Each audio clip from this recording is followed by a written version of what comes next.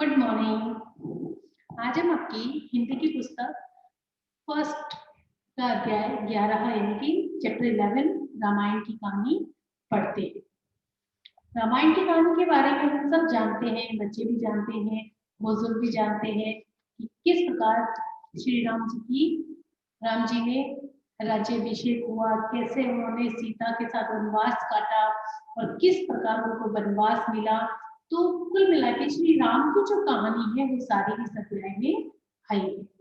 महर्षि वाल्मीकि का जन्म और मृत्यु दोनों के बारे में विद्वानों में अलग अलग मतभेद था कि कुछ विद्वान मानते हैं कि महर्षि जो वाल्मीकि है उनका जन्म की तिथि कुछ और है और कुछ अलग बताते हैं। तो उनकी महर्षि वाल्मीकि के जन्म और मृत्यु के बारे में आज भी मतभेद है। प्रस्तुत अध्याय महाभारत के महान धार्मिक ग्रंथ रामायण पर आधारित है।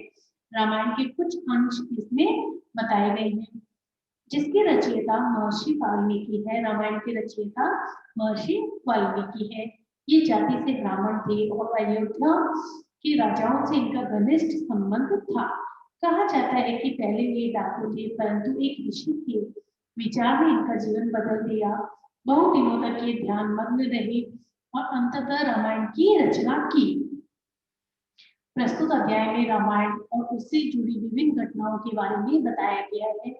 महर्षि वाल्मीकि ने रामायण की रचना की और जो ये अध्याय है रामायण की कहानी, उसमें रामायण से जुड़ी हुई रचनाओं के बारे में बताया गया है।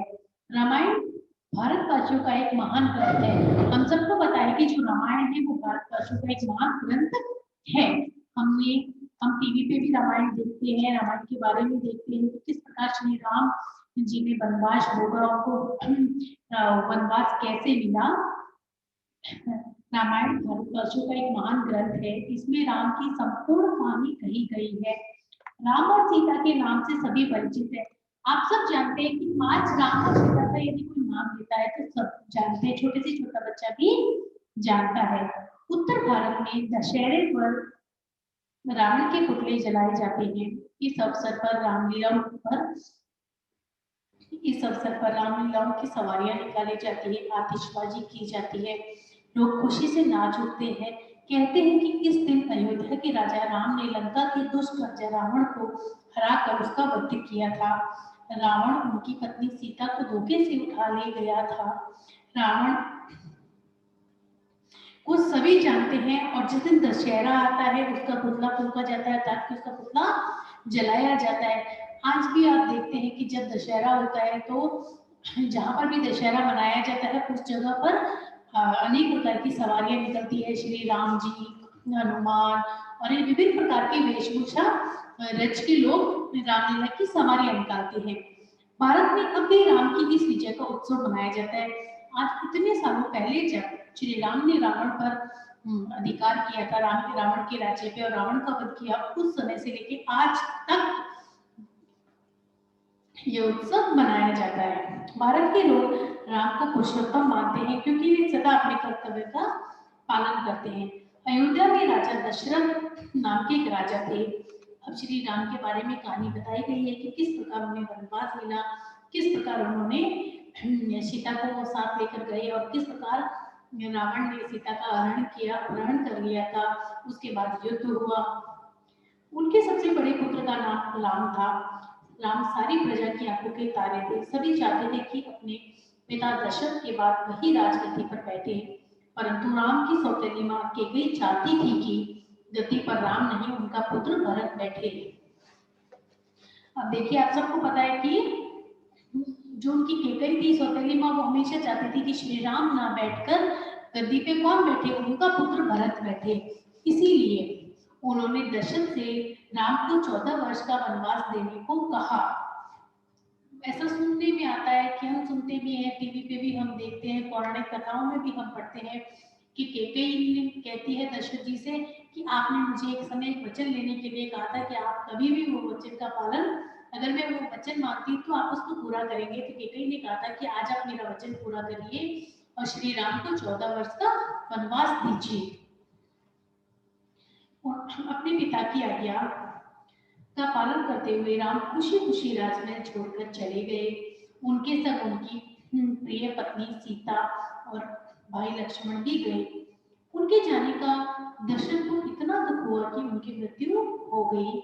भरत राम को इतना प्यार करते थे कि उन्होंने अपनी माता द्वारा प्राप्त की गई राजगद्दी पर बैठने से इनकार कर दिया। अब आप देखिए कि जो राजा दशरथ थे, अयोध्या के राजा, उनकी जो पत्नी थी कैकई, उन्होंने क्या किया, उन्होंने कहा कि आप श्री राम को वनवास दीजिए और श्री राम जब वनवास जाएंगे तो उसके बाद राजगद्दी में बैठेगा उनका खुद का स्वयं का पुत्र भरत।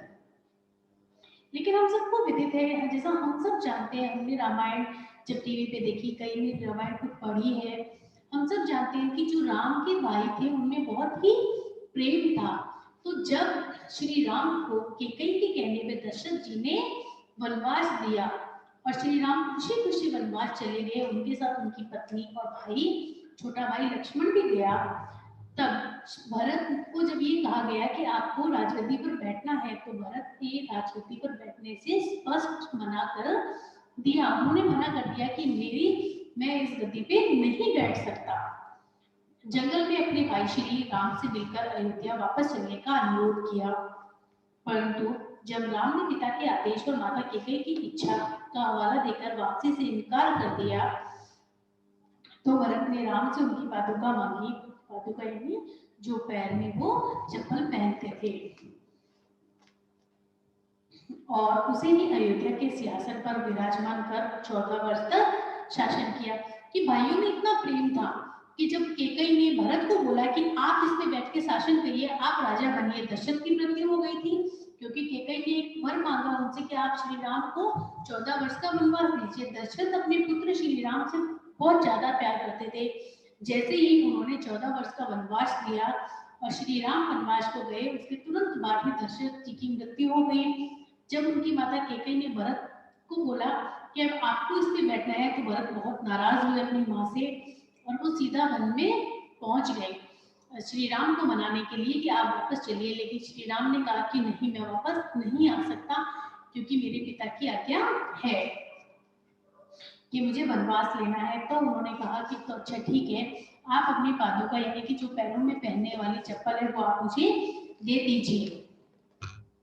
उन्होंने भरत ने वही पादुका रखी और 14 वर्ष तक सिंहासन पर पादुका रखकर शासन किया। जंगल में राम, सीता और लक्ष्मण को बड़ा कठिन जीवन बिताना पड़ा। महलों को आराम और सुख छीनने का उन्हें जरा भी दुख नहीं था। पेड़ पौधों, नदी नालों और पशु पक्षियों के बीच वे खुशी से रह रहे थे।